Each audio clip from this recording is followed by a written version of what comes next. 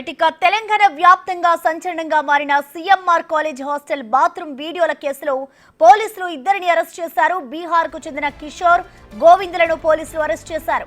నిందితులు ఉద్దేశపూర్వకంగానే అమ్మాయిల బాత్రూమ్ లోకి తొంగి చూసినట్లు, వారి గురించి అసభ్యకర వ్యాఖ్యలు చేసినట్లుగా గుర్తించారు. ఈ ఘటనలో college chairman Chamakura Gopal Reddy, warden ప్రీతిరెడ్డితో సహా 7గురిపై కేసు నమోదు చేశారు.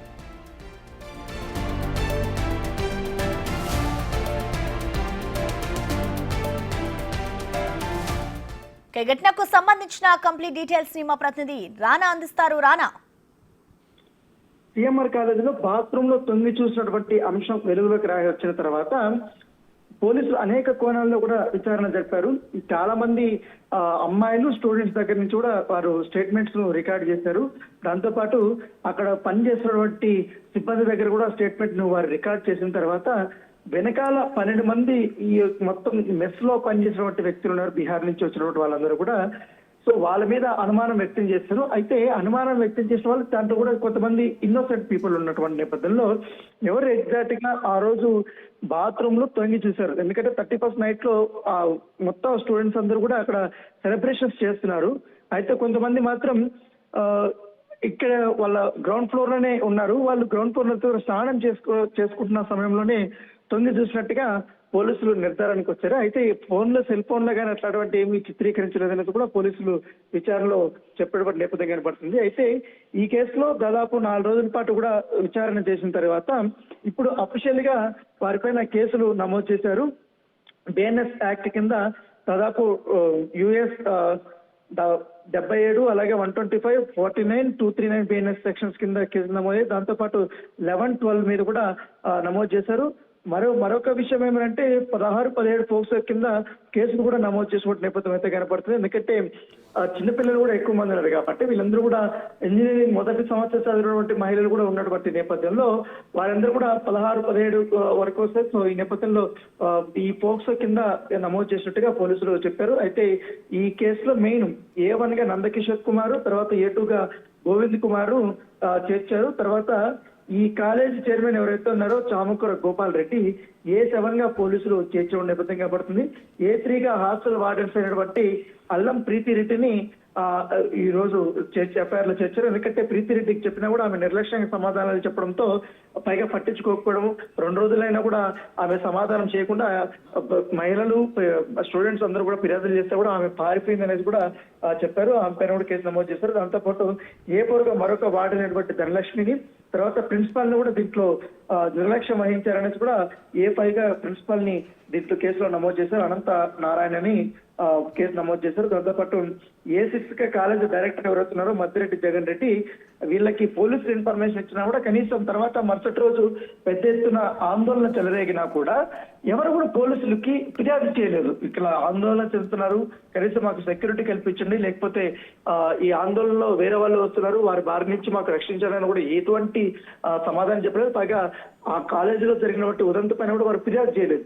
సో దీనిపైన నిర్లక్ష్యం అనేది ఉందనేది కూడా పోలీసులు భావించారు. అందుకని వారిపైన కూడా కేసులు నమోదు చేశారు. A7 గా ఎవరైతే కాలేజ్ సంబంధించిన సెక్రటరీ చామకూర గోపాల్ రెడ్డి నమోదు చేసినటువంటి నేపథ్యం కనబడుతుంది. సో వీళ్ళందరినీ కూడా ఇప్పటికే కొంతమందిని అరెస్ట్ చేశారు కాబట్టి మరికొంతమంది కూడా మేము అరెస్ట్ చేస్తామని కూడా పోలీసులు చెప్తున్నారు. అయితే రానా, ఇప్పుడు ఏదైతే 7గురిని పోలీసులు అరెస్ట్ చేశారో అందరి మీద కూడా ఒకటే సెక్షన్స్ కింద కేసు నమోదు చేశారా? అలాగే ప్రెసెంట్ 7గురు పోలీసులు అదుపులో ఉన్నారు కాబట్టి వారి నుంచి ఇంకా సమాచారం తీసుకున్న తర్వాత ఇంకా ఎవరైనా అరెస్ట్ చేసే అవకాశం ఉందనుకోవచ్చా రానా? అంటే వీళ్ళకందరికి మీద దాదాపు 5 సెక్షన్స్ మీద కేసులు నమోదు చేశారు. కానీ ఎవరైతే ఈ ఇద్దరు ఉన్నారో దీనికి సంబంధించి ఒకటి గోవింద్ కుమార్ గాని నందకిషోర్ కుమార్, A1, A2 వీళ్ళిద్దరి పైన కూడా పోక్సో చట్టం కింద కేసులు నమోదులు చేశారు. మిగతా వాళ్ళందరినీ కూడా ఇప్పుడు అరెస్ట్ చేయబోతున్నట్టుగా మనకు సమాచారం. ప్రస్తుతం అయితే ప్రధాన నిందితులు అరెస్ట్ చేసినట్టుగా మనకు సమాచారం అవుతుంది. ఎందుకంటే ఎప్పుడైతే అనుమానం వ్యక్తం చేసిన వెంటనే అదే రోజు దాదాపు 5 మందిని అదుపులోకి తీసుకున్నారు. 5 మందిని అదుపులో తీసుకున్న తర్వాత వారి యొక్క సెల్ ఫోన్లని వాళ్ళని కూడా వాళ్ళు చెక్ చేశారు, ల్యాబ్లకు పంపించారు. వీడియోస్ ఏమన్నా కూడా తీస్తున్నారా, ఒకవేళ విషయం బయటకు వచ్చిన తర్వాత డిలీట్ ఏమన్నా చేశారన్న దానిపైన టెక్నికల్ టీమ్ తో కూడా పోలీసులు చెక్ చేసిన తర్వాత ల్యాబ్ రిపోర్ట్స్ వచ్చిన తర్వాత ఈ కేసులు అనేది నమోదు చేశారు. దాంట్లో కొంతమందికి ఇన్వాల్వ్మెంట్ లేదని తెలిసిన తర్వాత వాళ్ళని అదుపులో నుండి వారిని పంపించేశారు. తర్వాత అఫీషియల్ గా ఎంక్వైరీ చేసిన తర్వాత అనేక కోణాల్లో వీరు నిందితులుగా చేర్చడంతో దాంతోపాటు నిర్లక్ష్యం వహించినటువంటి కాలేజ్ యాజమాన్యంపై కూడా ఇప్పుడు పోలీసులు చర్యలు తీసుకున్నారు. దీంతో పోక్సో చట్టం కింద నమోదైంది, బిఎన్ఎస్ యాక్ట్ కింద కూడా కేసులు నమోదైనటువంటి బలమైన కేసులనే నమోదైనటువంటి పరిస్థితి కనబడుతుంది. ఇప్పటికే కాలేజ్ సంబంధించిన స్టూడెంట్స్ అందరికీ 3 రోజుల పాటు కూడా సెలవులు ప్రకటించారు. వాళ్ళందరూ కూడా ఇళ్ళకి వెళ్ళిపోయారు. ఇప్పుడు 7 మంది పైన కేసులు నమోదైనాయి కాబట్టి అంటే ఇప్పుడు ఏదైతే ఈ కాలేజ్ చైర్మన్ అలాగే వార్డెన్ ఇద్దరిని అరెస్ట్ చేయకముందు ఈ ఘటన జరిగిన తర్వాత వాళ్ళు ఏదైనా ఈ ఘటనకు సంబంధించి వివరణ ఇచ్చారా? అంటే డైరెక్టర్ గానీ ప్రిన్సిపల్ గానీ వీళ్ళందరూ కూడా ఒకటే మాట చెప్పారు. జరిగిన సంఘటన పైన కూడా మేము ఇంటర్నల్ గా కూడా మేము ఖచ్చితంగా ఎంక్వైరీ చేస్తున్నాం. సో మా సమస్య ఇది, మా కాలేజ్ సమస్య మేమే చూసుకుంటాం అనేది వాళ్ళు చెప్పినటువంటి వర్షన్. ఎప్పుడైతే పోలీసులు ఎంటర్ అయ్యారో పేరెంట్స్ స్టూడెంట్స్ సంబంధించిన పేరెంట్స్ ఎంటర్ అయిన తర్వాత వాళ్ళు పోలీసులకు ఫిర్యాదు చేయడము, పోలీసులు వచ్చి ఎంక్వైరీ స్టార్ట్ చేయడము, తర్వాత విద్యార్థి సంఘాల నేతలు వచ్చి ఆందోళన చేయడము, ఇవన్నీ చేస్తున్నప్పుడు వారు మాత్రం ఆ విషయం చెప్పారు.